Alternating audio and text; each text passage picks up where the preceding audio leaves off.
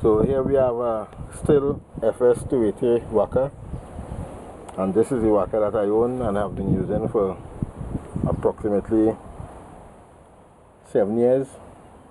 Yes, it gets a lot of licks, but it still works quite well. Right now we have the blade attached to it. So this is the trigger or the throttle. This is the on and off switch. The first position is to stop. This is to normal start, and the back is for hot start. Here we have the choke. Right now it is in the open position. This is in the choke position. Usually to start the wacker, you start it in the open position and just pull this until it starts. But because mine hasn't been serviced for a while, I have to leave it in what we call the hot start position, which is you squeeze the trigger, pull back the switch, choke it, pull a few times until you hear the engine idle a little bit and die off. Then we turn it to the open position and start. Please note, while doing this, the blade or the string would continue spinning until you squeeze the trigger to return the switch to the normal idle position. However, mine doesn't do that because the clutch spring in the wacker is gone, so the blade will just keep spinning even though the wacker is idling.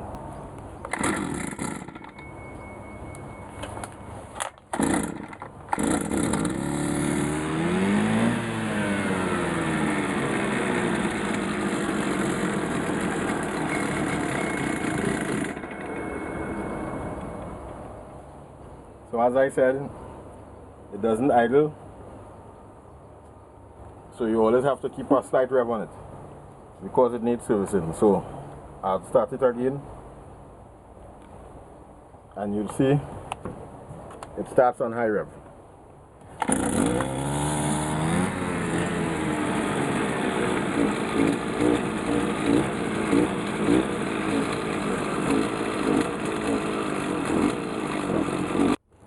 So the blade spins anti-clockwise. Likewise the string as well, because same machine but just different attachment. So when the blade spins this way, on this side, if you're cutting on this side, you'll be pulling the grass and other debris into you. On this side, if you cut on this side, when the blade coming this way, you'll be pushing the grass and whatever the string or the blade hits away from you. So depending on what grass you're cutting or where you are cutting, you'll use this side or this side. Just want to show you how dangerous this thing is. Look at the size of this compared to my finger, compared to my thumb. Right? And look what the blade does to it.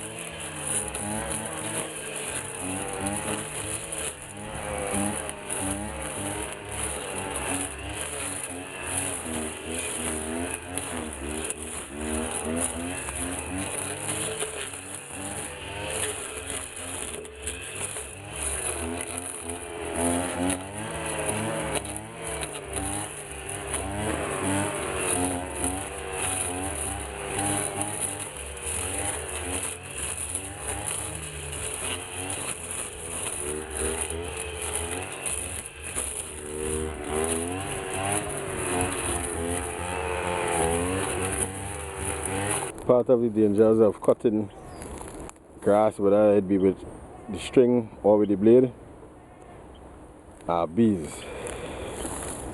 Don't know how well you can see it, but there's a hose reel, a yellow hose and a black reel, and there are some little things flying in and out of a hole there. Those are bees, honeybees. To me, this thing doesn't hurt that much, but sometimes there are thousands, and 1,000 little stings can be dangerous if not deadly. So I call the bee man, and the bee man is on his way. So the bee men have arrived and they are doing their thing.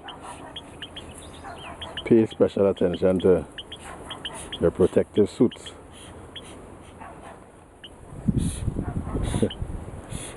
So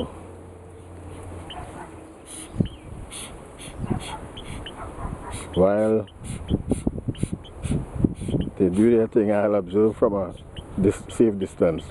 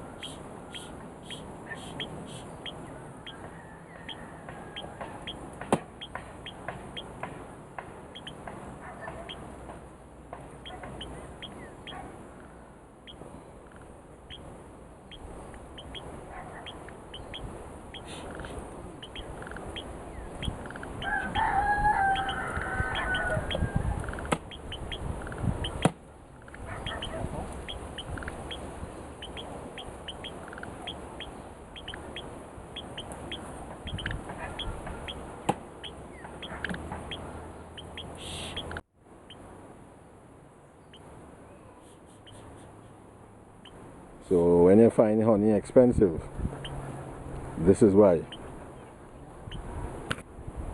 They're not even sure to get honey from in the hose reel itself, but when they secure the bees in the box, he's taking out one of the comb. Piece of the comb. When they secure the bees in the box, after they put in the queen, the rest of the bees will come there to follow the queen.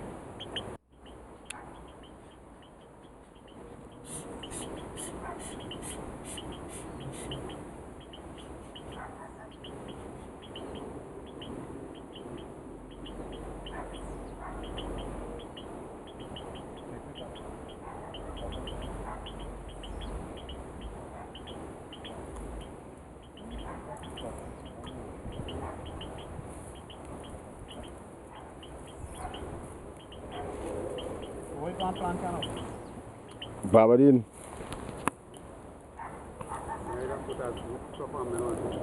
The bee man was a bit camera shy and left without saying goodbye. So what we have remained is the remnants of the hive.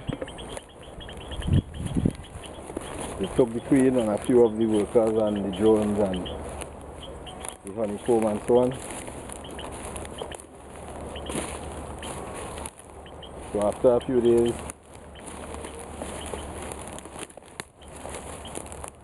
it will be safer to go near to the hose and to the pipe. So that you can see there's still quite a lot of these there. The correct procedure would be to leave the box overnight with the queen in it for all the bees to enter the box. But because of time and other things, they just leave the box for a while and the bees that entered are taken in them. I've been dealing with this man for quite a while and he responds in a timely manner, so it makes no sense to kill bees. Throughout the world there's a shortage of honeybees. These are an integral part of pollination. And without pollination, no fruits. That's it for today on Reaping What You Sow.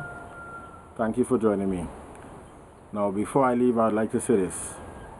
A wacker is a very serious tool. It's very dangerous, and as you saw with the piece of stick or the root, how powerful it is. Imagine if that was your finger or toe. Imagine also if you would hit a stone with it and that stone came towards you or went towards someone else. It could break glass, it could damage someone's eye, so always remember to wear protection. Some people use the glasses alone. I use a face shield and the glasses sometimes together, but I never use the glasses alone. The shield for me does the job.